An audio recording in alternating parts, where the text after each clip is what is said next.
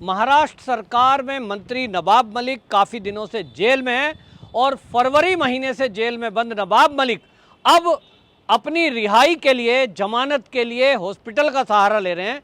असल में हुआ ये कि कोर्ट में सुनवाई के लिए वो आए थे, ईडी की गिरफ्त में हैं और इनको गिरफ्तारी की गई है इनकी अवैध संपत्ति के लिए, और इसमें अभी एनआईए की जांच होना बाकी है, क्योंकि इनके ऊपर आरोप है कि इन्होंने जो प्रॉपर्टी इकट्ठा की है उसमें कुछ प्रॉपर्टी ऐसी भी है जो दाऊद इब्राहिम की बहन से और उसके एक बम ब्लास्ट के दोषी से इन लोगों ने कोई डील की है। 5 प्रॉपर्टी ऐसी बताई जा रही हैं और इसको लेकर के एनआईए भी अपनी तरफ से ये जांच कर रही है कि इसमें आतंकवादियों का क्या एंगल है। अब इसको लेकर के जो नवाब मलिक ये सोच रहे थे कि थोड़े दिन बाद उनकी जमानत हो जाएगी और सरकार उनकी है, जेल से बाहर आ जाएंगे, वो कोई बहानेबाजी उनकी चल नहीं रही है। और क्योंकि ईडी जो है वो केंद्रीय एजेंसी है, वो केंद्र के अधीन है, बहुत सारी कोशिश की एनसीपी के नेता शरद पवार, चाहे संजय राउत, बयान दिए उन्होंने, हमारी सरकार को बदनाम करने की कोशिश हो रही है, ईडी का दुरुपयोग हो रहा है और ये तो साहब फर्जीवाड़ा है और हमारे आदमी की कोई दोष नहीं है, पूरी सरकार नवाब मलिक के साथ खड़ी है। लेकिन हुआ क्या? न्यायालय में तो सबूत चाहिए, वहाँ गवाह चाहिए और वहाँ तथ्यों पर बात होती है, ना कि नेताओं के बयान पर। और इसलिए जो कोर्ट है उन्होंने देखा कि नवाब मलिक के खिलाफ जो आरोप लगे हैं उसमें जो अभी तक प्रॉपर्टी वो देखी गई उसका हिसाब किताब नवाब मलिक नहीं दे पाए और इसीलिए उनकी प्रॉपर्टी सीज हुई। कई सारे उनके फ्लैट, एक जो है उनका एक फार्म हाउस, ये कई सारी प्रॉपर्टी जो अटैच की गई ईडी ने जो जब्त की वो इसीलिए हुई कि जो गवाह थे, वो जो सबूत थे, उसके आधार पर ये माना जा रहा था, जिस तरह से बीजेपी के लीडरों ने आरोप लगाए थे उन आरोपों में कोई दम लगा। और इसके बारे में जब जवाब नहीं मिला तो जो कोर्ट है, पीएमएलए कोर्ट है, उसने इनको ईडी की हिरासत दी, इनको जेल भेजा और आज जेल में बंद हैं तो जमानत याचिका बार बार इनकी रद्द होती है। लेकिन अब की बार ईडी जब अपनी दलील दे रही थी, ये कोर्ट में चक्कर खा के गिरे तो इनके वकीलों ने कहा कि इनकी तबीयत बहुत ख़राब है और इसके आधार पर इनको तत्काल बेल दे दी जाए।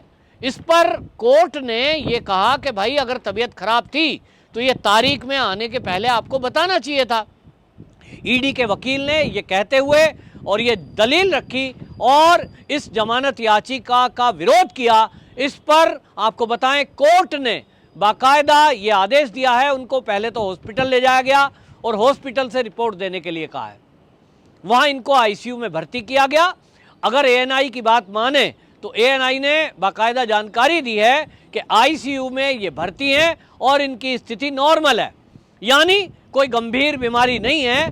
कुछ लोगों का कहना है कि खाली गैस्ट्रिक ट्रबल के कारण से ये चक्कर आ गए हैं, बाकी कोई गंभीर रोग नहीं है।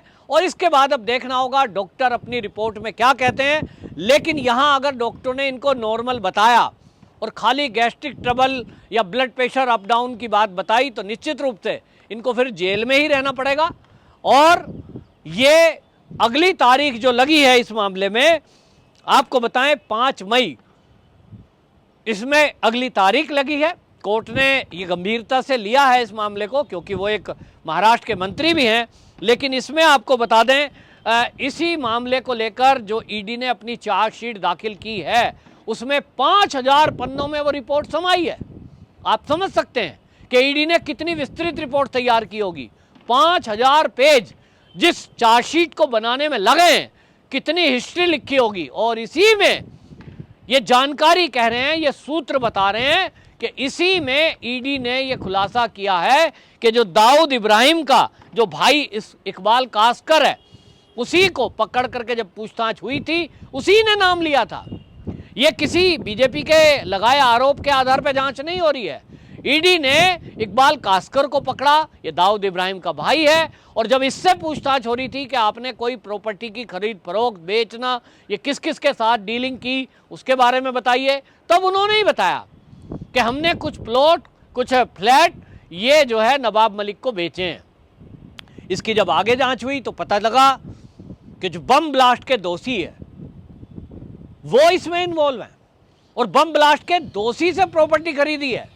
तो सवाल ये उठ रहा था कि जो सीरियल बम ब्लास्ट का दोषी है वो तो जेल में बंद है, फिर उससे सौदेबाजी कैसे हुई? सिग्नेचर करने के लिए वो बाहर तो आया नहीं, तो ये कोई आदमी जेल में गया होगा। अब ये सारी चीजें जब तार आतंकवादी जुड़ गया तो फिर एनआईए की इन्वॉल्वमेंट हो जाती है, और एनआईए की इन्वॉल्वमेंट का मतलब है कि इसमें जो ऊपा है वो ऊपा कानून के तहत भी कार्रवाई हो सकती है। यानी नवाब मलिक की मुश्किलें अब घटने के बजाय बढ़ेंगी। अभी ईडी की संपत्ति को लेकर के जो जांच हो रही है वो है, फिर आतंकवाद को लेकर के, और इस सब को लेकर के पूरा जो भारतीय जनता पार्टी के नेता हैं यानी विपक्ष है महाराष्ट्र का, वो सरकार को घेर रहा है और वो ये कह रहा है कि इनको जो है ये शर्म नहीं आ रही कि इनके दो मंत्री जेल के अंदर बंद हैं, उप मुख्यमंत्री के ऊपर जांच चल रही है, इसी तरह से इनके कई सांसदों पर जांच चल रही है, लेकिन ये सरकार उगाही और भ्रष्टाचार में फंसी हुई है। और इसको लेकर के आपको बता दूं, आए दिन चाहे वो देवेंद्र फडणवीस हो, फिर चाहे वो किरीट सोमैया हो, फिर चाहे वो नारायण राणे हो, ये शिवसेना सरकार को घेरते रहे हैं, लेकिन सरकार है कि अभी तक ना तो नवाब मलिक इसको मंत्री पद से हटाया गया, ना उनकी कोई इस्तीफे की बात है, बल्कि उल्टा है कि सरकार कहती है कि हम इनके साथ खड़े हैं। इसी बात को लेकर के महाराष्ट्र में हंसी खसी ये चर्चा है, और इस बात को बार बार उठाया जाता है कि जब उनका एक हिंदू नेता जो कि गृह मंत्री थे अनिल देशमुख, जब वो जेल के अंदर बंद है और उनका इस्तीफा ले लिया गया, तो नवाब मलिक का इस्तीफा क्यों नहीं लिया जा रहा? इसको लेकर के जिस तरह की बातें चल रही हैं उसमें साफ दिखाई दे रहा है कि महाराष्ट्र की सरकार में दबदबा जो है वो एनसीपी का है, और एनसीपी को लेकर के शिकायतबाजी भी की गई। आपस में शिकायत हुई थी, कांग्रेस के लीडर कह रहे थे कि हमारी कोई सुनता नहीं है, एनसीपी के लीडर सुनते नहीं हैं, और किसी मामले में हमारे तो क्षेत्र में काम नहीं होता है। ऐसे ही शिवसेना के कुछ विधायकों ने शिकायत की थी, लेकिन कुल मिलाकर के वहाँ एनसीपी के गठबंधन से जो सरकार चल रही है उसमें अभी तक ये सब कुछ ठीक नहीं चल रहा। अभी हाल ही में राज ठाकरे ने हनुमान चालीसा को लेकर के जो बयानबाजी की थी, लाउड स्पीकर को लेकर के जो बयानबाजी की थी, उसमें भी आपने देखा होगा कि पूरे भाषण में अगर राज ठाकरे ने उस भाषण में किसी को घेरा तो वो एनसीपी या शरद पवार, उनके टारगेट में उद्धव ठाकरे या शिवसेना नहीं थी, एनसीपी को टारगेट किया, क्योंकि सबको लगता है, तो शायद राज ठाकरे को भी लगता है कि सरकार को बेशक मुख्यमंत्री के रूप में उद्धव ठाकरे बैठे हैं, लेकिन चला रहे शरद पवार हैं। और यही बातें, यही चर्चा है, और इसीलिए शरद पवार के बारे में उन्होंने सीधा सीधा राज ठाकरे ने भी कहा कि ये तो एक ऐसे व्यक्ति हैं जो नास्तिक है, जिसको किसी हिंदू धर्म में आस्था नहीं है। तो उस तरह की बातें चल रही है, हनुमान चालीसा को लेकर राजनीति हो रही है, लेकिन इतना तय है कि जिस तरह से नवाब मलिक के मामले में ये सब चल रहा है, इसको तुष्टीकरण के तहत कार्रवाई ना करना ऐसा कहा जा रहा है, इसका खामियाजा उद्धव सरकार को भुगतना पड़ेगा, शिव सैनिकों को इसका इफेक्ट पड़ेगा, क्योंकि शिवसेना की जो छवि हिंदूवादी थी वो छवि आज खत्म होती जा रही है, और हिंदुत्व के मुद्दे पर जो बीजेपी है वो अग्रेसिव है। इसी में राज ठाकरे की एंट्री हुई है, और राज ठाकरे भी अपने को कट्टर हिंदूवादी दिखाने पे तुले हुए हैं। उनकी बात में कुछ ना कुछ तो दम दिखाई देता है। जिस तरह से उन्होंने अपनी रैली में ये जिक्र किया कि मराठा का और यहाँ महाराष्ट्र का जो इतिहास है उस इतिहास में झुकना नहीं है और हिंदुत्व की बात को आगे रखना है, लेकिन आज हिंदुत्व की बात को पीछे कर दिया गया। यानी बाला साहब ठाकरे जी की जो विचारधारा है उस पर यह सरकार नहीं चल रही है, केवल सत्ता में बने रहने के लिए जो जो जरूरी है वो किया जा रहा है, और वो तुष्टीकरण है, नहीं तो इतना बड़ा कोई इशू है नहीं।